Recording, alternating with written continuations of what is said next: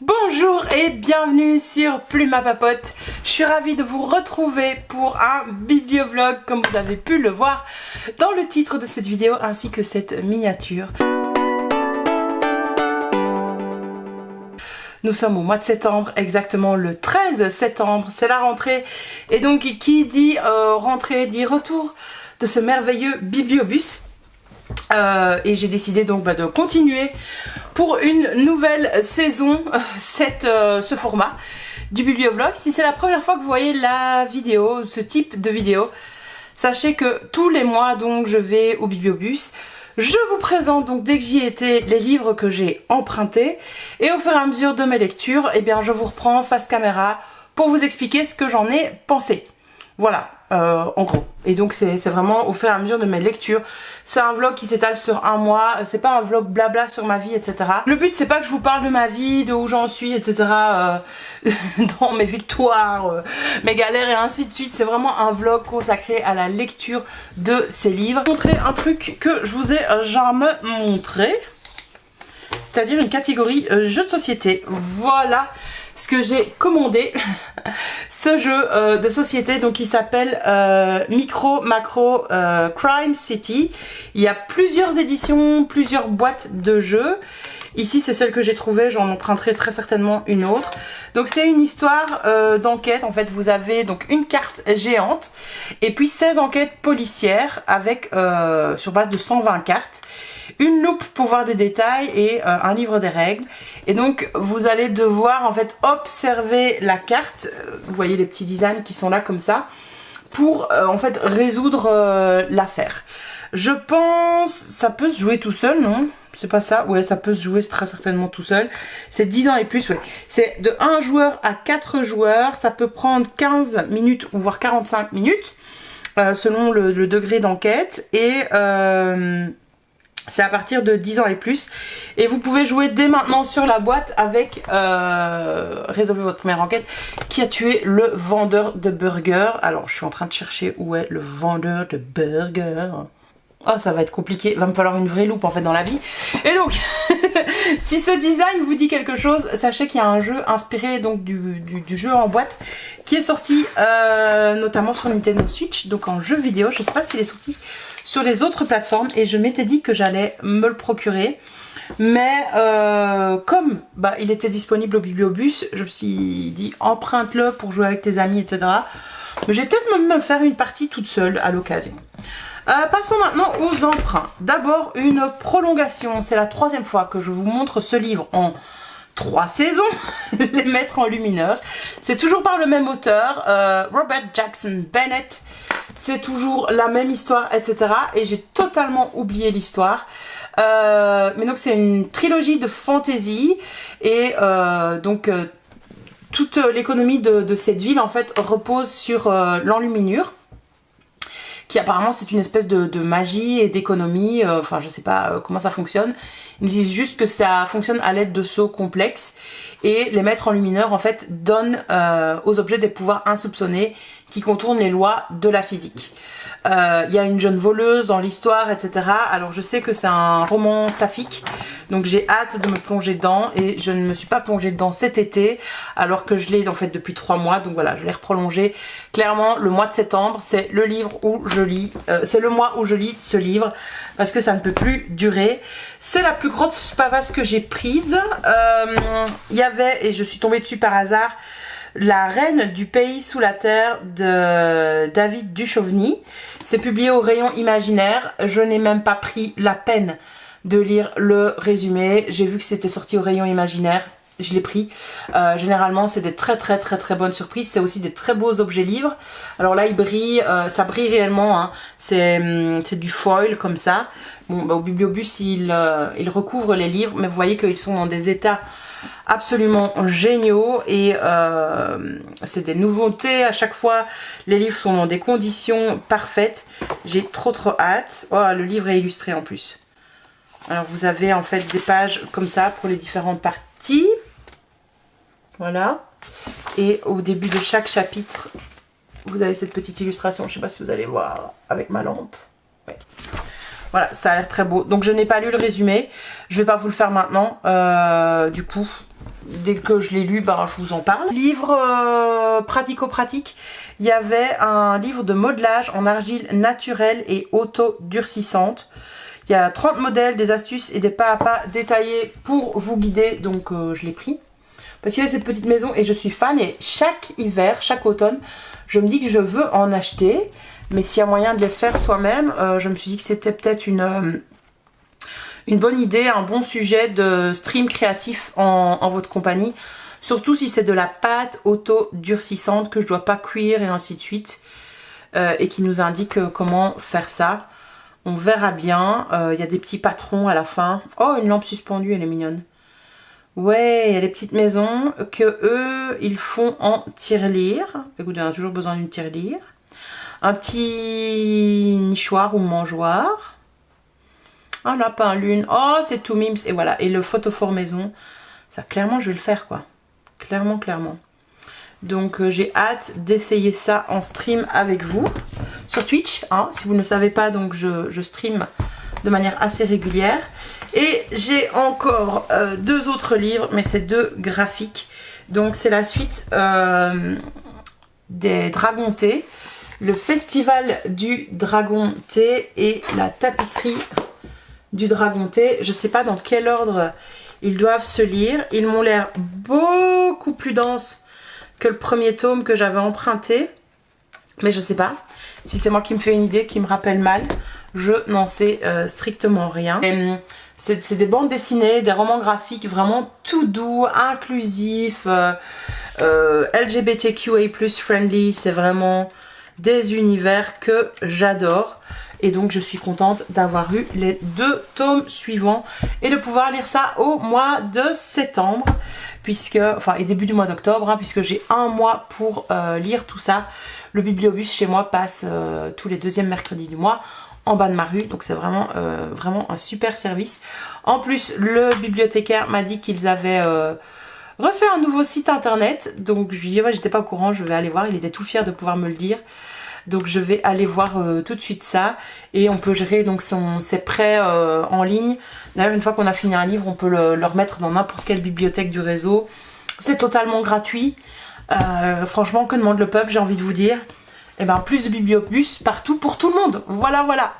Je vous retrouve de toute façon dans la prochaine séquence dès que j'aurai lu un bouquin. Hop, la prochaine. Bienvenue dans ce vlog, les petits amis. Ça fait super longtemps que j'ai été au bibliobus. Nous sommes au mois d'octobre, là où je vous reprends pour cette 2e séquence. On est le samedi 7 octobre. Je viens un petit peu parler de mes lectures qui ont avancé sans avancer. Donc, je suis allée au bibliobus, je vous ai montré tout ça, etc. Et ma foi, j'ai été tentée, j'avais fait des réservations sur Lirtuel il y a une plombe et ces réservations ont été acceptées, validées. Moi je les avais oubliées très honnêtement et donc ben, j'ai à chaque fois quelques jours pour récupérer le prêt, 2 jours, ou sinon il disparaît et puis le lire. Donc il y a un délai, ça dépend les livres, mais il y a des livres que vous pouvez garder 2 mois et d'autres livres sur Lirtuel que vous pouvez garder combien de temps? 1 mois, en fait c'est 30 jours. Donc j'en ai eu un que j'avais vu sur la chaîne de Jeannot, ce livre. Excellente chaîne, soit dit en passant. Et elle avait lu super bien, merci, de Monica Hasey. Je pense qu'elle l'avait lu en anglais, moi je l'ai lu en français. Donc c'est en anglais Really Good Actually. Et c'est le récit sur 608 jours d'une jeune divorcée à l'aube de ses 30 ans. Donc on va suivre en fait Maggie qui a 29 ans. Qui est depuis 10 ans en couple avec John. Et ils se sont mariés 2 ans auparavant. Et malheureusement, en fait, lors d'une dispute, ils vont décider de divorcer. Elle va lancer le mot divorce et John va accepter. Et à partir de ce moment-là, eh ben, il n'y a plus de marche arrière. Et on va suivre en fait un petit peu sa descente aux enfers suite à ce divorce. Aussi bah, comment elle vit en étant seule alors qu'elle n'a jamais été seule. Honnêtement, je pensais pas aimer, c'est vraiment parce que Jeannot, ce mon vieux Jeannot, l'a conseillé et que j'aime assez bien les lectures qu'elle nous propose. Je me suis dit, il doit y avoir quelque chose, parce qu'elle avait mis dans sa story Instagram, à ma grande surprise, j'ai bien aimé. Et à ma grande surprise, j'ai bien aimé aussi. Franchement, il est mis sur le livre qu'en fait, c'est le Bridget Jones, c'est un nouveau Bridget Jones. Je sais pas si vous avez lu Bridget Jones, moi je l'ai lu il y a des années de ça. Quand j'étais encore adolescente, honnêtement, c'est une lecture que j'avais fait, je pense, un petit peu trop jeune. Mais il y a beaucoup de toxicité, en fait, dans Bridget Jones, maintenant que j'y repense. Il y a cette obsession du poids. Il y a vraiment ce... Voilà, c'est une Miss Catastrophe ambulante et c'est pour ça qu'on l'aime bien. Mais il y a quand même des messages un petit peu bizarres, je trouve, dans Bridget Jones. En tout cas, qui passent plus très bien à l'heure actuelle. Et là, c'est vrai qu'on a une Bridget Jones beaucoup plus moderne parce que c'est en effet une Miss Catastrophe qui prend beaucoup de temps à se remettre et de temps en temps, j'ai eu envie de la secouer et de dire « Meuf, fais quelque chose, mais arrête maintenant » parce qu'elle passe 608 jours à pleurer. Hein. Faut bien se mettre ça dans la tête parce qu'en fait, son monde est totalement changé, elle est dévastée. Donc, c'est pas un livre très très feel good, hein, honnêtement. Mais même s'il s'appelle Super bien merci, on a quand même une héroïne sur la couverture qui a le mascara qui coule et qui est en larmes. Le focus se fait pas, désolé. Mais donc voilà.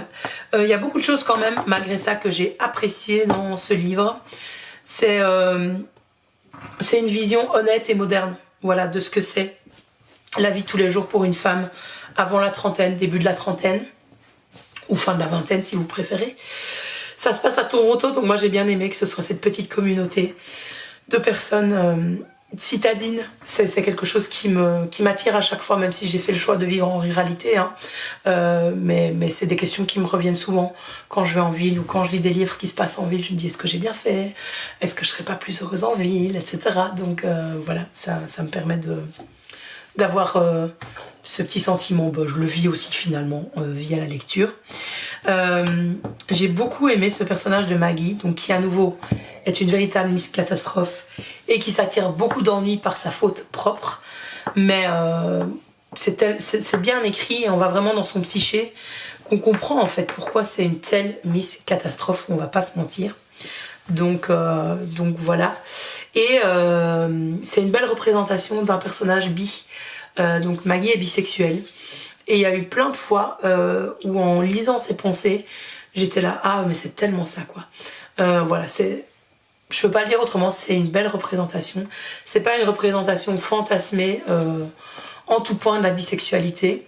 Il y a un passage où je me suis dit là, l'autrice m'a perdu sur sa bisexualité, mais vu que c'est une Miss Catastrophe, ça se termine mal. Et je pense que c'était pour l'effet comique et l'effet trash, meuf tu fais vraiment n'importe quoi. Et il fallait un climax en fait, donc voilà, je le comprends. Mais voilà, ça a été une belle lecture qui m'a sorti un petit peu d'une panne de lecture parce que j'essayais de lire un autre livre et je me suis dit qu'en fait j'étais en panne de lecture et que nenni, c'était la faute du livre. Donc voilà. Point de vue d'autres lectures du Bibliobus, j'ai aussi emprunté sur Lirtuel. Attendez, comment ça s'appelle? Il y a le mot colocataire dedans, mais Colocataire à leur manière, qui est un manga. Et c'est l'histoire en fait d'un auteur de thriller. C'est l'histoire donc d'un auteur de thriller très introverti, limite agoraphobe je trouve, qui n'aime pas les gens, il est misanthrope, lui il veut rester chez lui, etc. et écrire ses bouquins. Et en fait son nouvel éditeur lui propose des rendez-vous dans un café, etc. pour le faire sortir de chez lui et tout. Et le gars est là en mode mais pourquoi vous m'avez donné rendez-vous ici, c'est vraiment horrible, moi je veux pas. Donc voilà. Et en rentrant chez lui, il tombe sur un chat et il décide de l'adopter parce que ça lui donne des idées, etc.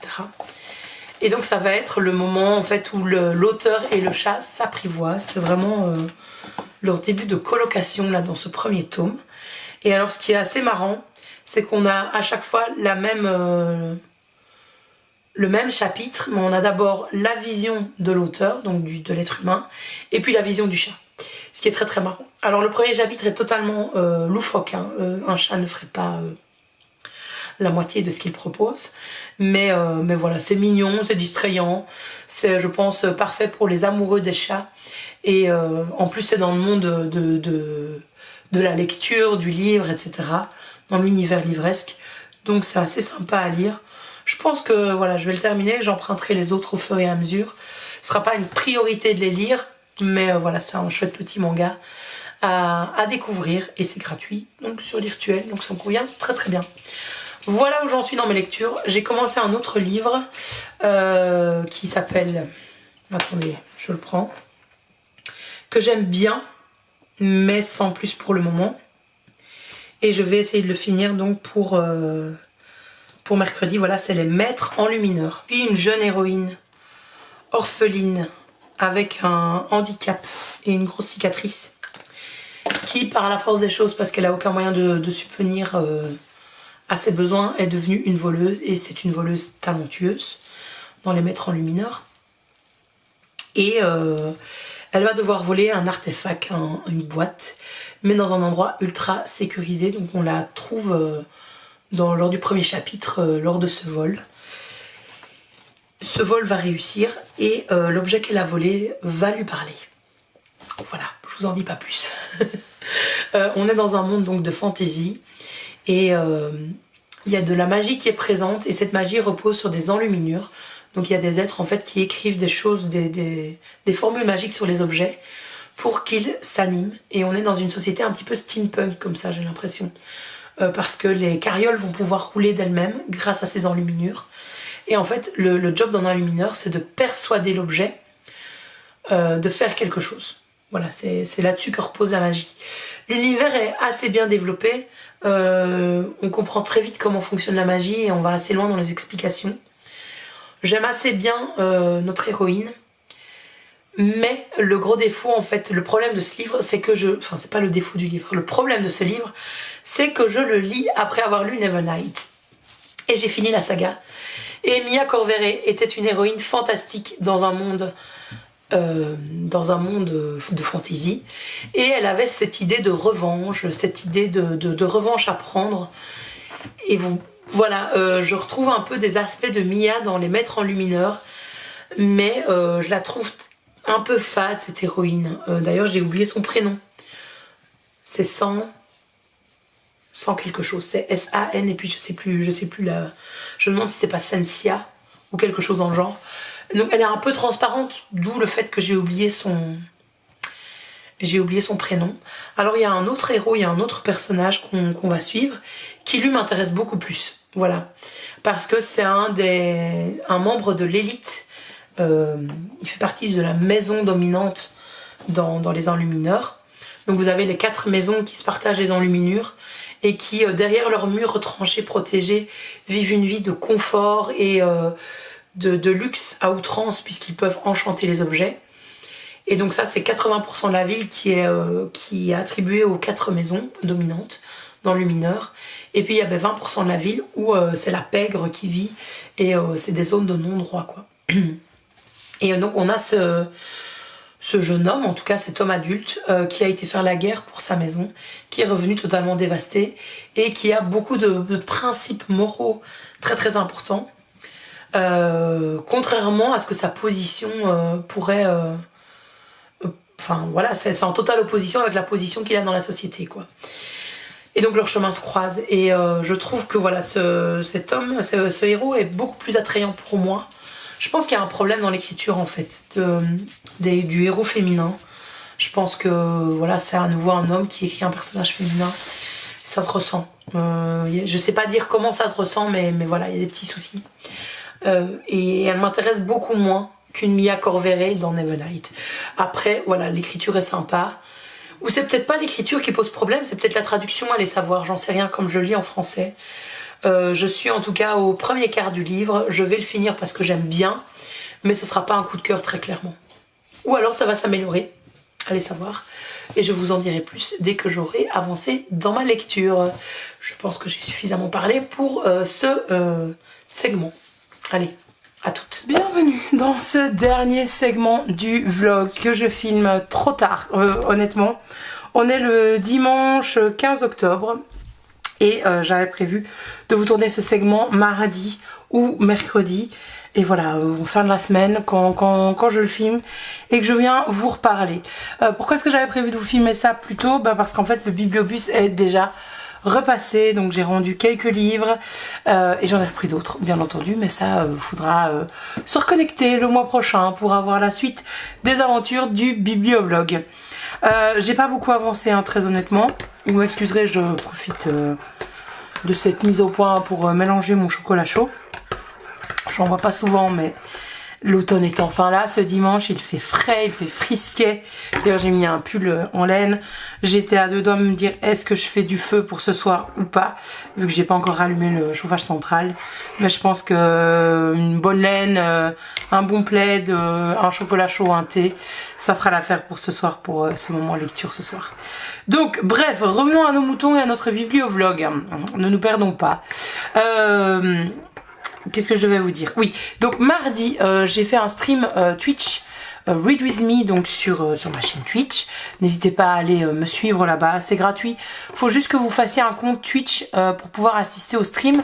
Mais une fois que vous avez fait le compte qui est totalement gratuit, vous me followez et voilà, c'est gratuit. Après vous pouvez vous abonner et là vous allez payer ou alors vous utilisez votre abonnement avec Amazon Prime parce que vous avez droit à un sub, à un abonnement avec Amazon Prime, ce qui me ramènera un petit peu d'argent un jour peut-être. Pas des masses et des masses hein, je vous rassure, mais voilà, un petit peu d'argent et vous ça vous coûtera rien si vous avez Amazon Prime. Mais en attendant, n'hésitez pas à venir. Donc tous les mardis je fais un Read With Me et donc ben on parle un petit peu pendant une grosse demi-heure on va dire, puis c'est 25 minutes de lecture, on se retrouve pour parler 20 minutes, un quart d'heure, 20 minutes, et puis on refait une séance de lecture et ainsi de suite et ainsi de suite. C'est super sympa, le chat, les gens dans le chat ils sont géniaux, ils vous soigneront aux petits oignons franchement, ils vous feront vous sentir accueillis etc. C'est vraiment hyper cool comme concept et j'ai rien inventé donc je m'autorise à le dire comme ça. Je ne comprenais pas avant d'en faire moi-même, maintenant je comprends et je remercie vraiment toutes les personnes qui viennent me suivre là-bas. Donc mardi, parce que c'est pour ça que je vous en parlais, j'en ai profité pour lire pendant ce Read With Me les deux bandes dessinées que j'avais empruntées au Bibliobus, à savoir le Cercle des Dragons T, le tome 2 et le tome 3. J'ai emprunté il y a quelques mois le tome 1, c'était en mai je crois, oui c'était avant l'été. Avril-mai, et j'avais vraiment beaucoup aimé. Je suis en train de me dire que mes élèves m'influencent parce que c'est leur style à toujours ajouter des very, donc voilà, désolé hein, si j'ai le vocabulaire d'un élève de 3e primaire. On les aime ou pas hein, mais bon voilà. Donc bref, j'avais beaucoup aimé, donc c'est pour ça que j'ai repris forcément le tome 2 et le tome 3. Forcément quand je me suis replongée dedans, je savais plus du tout de quoi ça parlait, mis à part que j'avais bien aimé et qu'il y avait des dragontés, donc c'est des petites créatures, des animaux de compagnie. C'est un mélange entre un chaton, un Pokémon et un Digimon, voilà, et une fée. Voilà ce jeu. Donc vous avez ces magnifiques petits dragons qui sont tout mignons, qui à force de passer du temps avec leur maître, enfin les personnes qui prennent soin d'eux, vont faire pousser des feuilles de thé sur leur tête, entre leurs cornes, etc. Et le propriétaire va pouvoir récolter les feuilles de thé, ce qui va leur permettre de revivre des moments. Donc parce que dans les feuilles de thé vont s'imprimer les souvenirs, on va dire, très forts, d'émotions très fortes. Ce qui est donc un concept tout mignon. Donc on est dans un univers un petit peu fantasy, très cosy. Moi ça m'a fait fortement penser à des cozy games, très honnêtement. Et dans le premier livre il y avait beaucoup de représentations, beaucoup de diversité, parce que l'auteurice est non binaire et a vraiment intégré des personnages de tous bords on va dire, et de toute représentation. Il y a aussi de l'inclusivité par rapport aux porteurs de handicap, et ça j'ai vraiment beaucoup aimé. Donc dans le premier tome on suivait une petite fille qui se fait une amie bien mystérieuse, etc. Je vais pas vous spoiler l'intrigue du premier tome. Et dans le deuxième tome, du coup j'ai été fortement surprise parce qu'on revient en arrière, mais des années et des années en arrière, dans un village de montagne. Et on est là, on dit mais on n'était pas là au premier tome. Puis finalement on va voir arriver deux personnages qui sont itinérants, nomades, un petit peu des chasseurs de monstres comme ça. Mais pas aussi glauque que le Witcher, je vous rassure. Et on les a rencontrés dans le premier tome, mais beaucoup plus loin dans leur vie. fille est beaucoup plus âgée. Et donc là, on les retrouve jeunes et donc c'est très très chouette. Pour autant, l'intrigue se concentre pas sur eux, mais ça apporte des éléments sur leur parcours de vie qui sont vraiment très très chouettes. Et dans ce village de montagne, un jeune du village, non binaire, donc Yel, va tomber sur un dragon endormi. Et ce dragon va se réveiller pour se rendre compte qu'en fait, il voulait juste faire une petite sieste, mais il s'est endormi pour 80 ans. Ce qui pose problème parce qu'il est là tout affolé, il dit moi ça va, je suis un dragon, je vis pour des milliers d'années, donc 80 ans, c'est vraiment pas grave que j'ai dormi 80 ans, mais pour des êtres humains, ce n'est pas possible. Et donc en toile de fond, il va y avoir cette recherche du monstre, mais c'est vraiment une toile de fond très très très...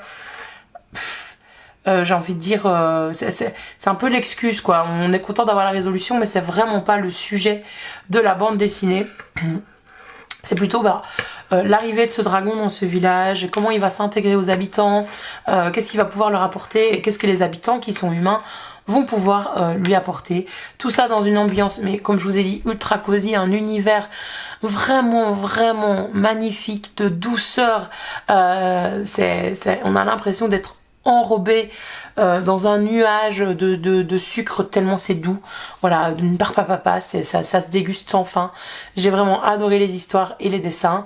Je m'étais dit que je les relirais avant de les rendre pour pouvoir bien profiter des dessins. J'ai pas eu le temps et honnêtement ça m'a juste donné envie d'acheter la trilogie complète. Je pense même que pourquoi pas je l'achèterais peut-être pour offrir en cadeau par exemple à ma filleule, etc.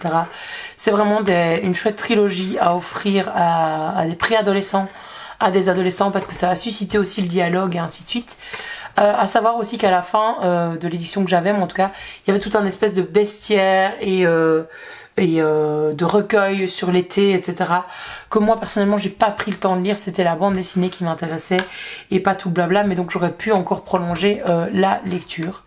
Donc voilà, le deuxième tome a été vraiment un succès et le troisième tome tout autant.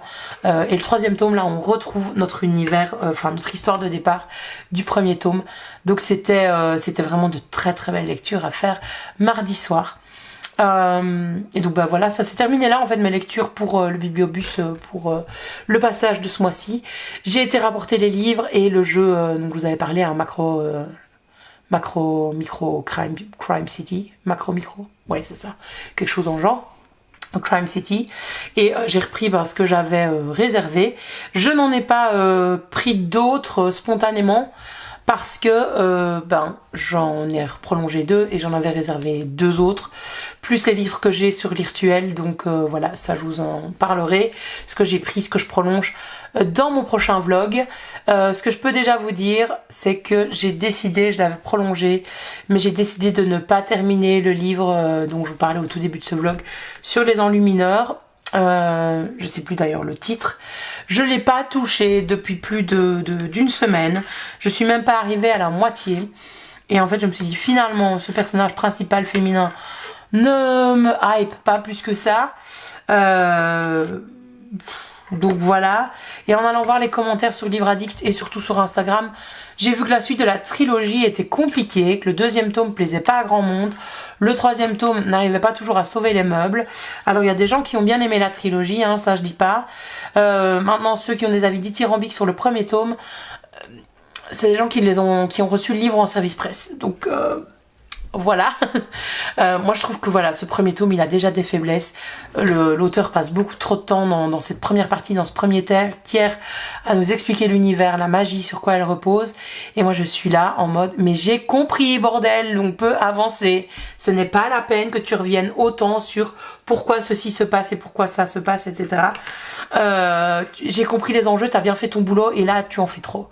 Donc voilà, je me suis dit que j'avais plein d'autres livres à lire, que je m'en étais racheté des nouveaux, notamment le livre de Ludo, le roman de Noël, qu'il a sorti. Donc écoutez, j'ai un calendrier de l'Avent livresque qui va arriver aussi, donc pour décembre. Donc je me dis, ce serait peut-être temps là hein, de virer un petit peu tous des trucs de Tapal. J'ai l'impression de vous dire ça chaque mois et chaque fois que je fais une vidéo. Mais donc voilà, je l'abandonne. Et je lirai très vite autre chose. Ce qui nous amène donc à conclure ce bibliovlog. J'espère que le format continue de vous plaire, puisque voilà, ça fait plusieurs fois, vu que ma caméra est installée pour quand je stream, que je filme dans mon bureau, donc vous voyez rien d'autre, c'est pas le super beau décor. Enfin super beau, d'habitude c'est ma bibliothèque quoi, mais donc voilà. Dites-moi en tout cas si vous voulez que je continue à faire des bibliovlogs ou si vous voulez un format différent. N'hésitez pas à me le dire, voilà, vous savez, je suis preneuse de tous vos bons tuyaux, de tous vos bons plans, vos bons commentaires. Et bon voilà, profitez bien de l'automne, j'ai envie de vous dire à très vite sur Plume à Papote. Un grand merci d'avoir regardé la vidéo jusqu'au bout. N'oubliez pas de la liker, pourquoi pas de la partager autour de vous. Et venez vous abonner également sur Twitch et sur Instagram pour avoir toutes les dernières infos en direct et plus rapidement que sur YouTube. Moi je vous dis à la prochaine. Bye bye.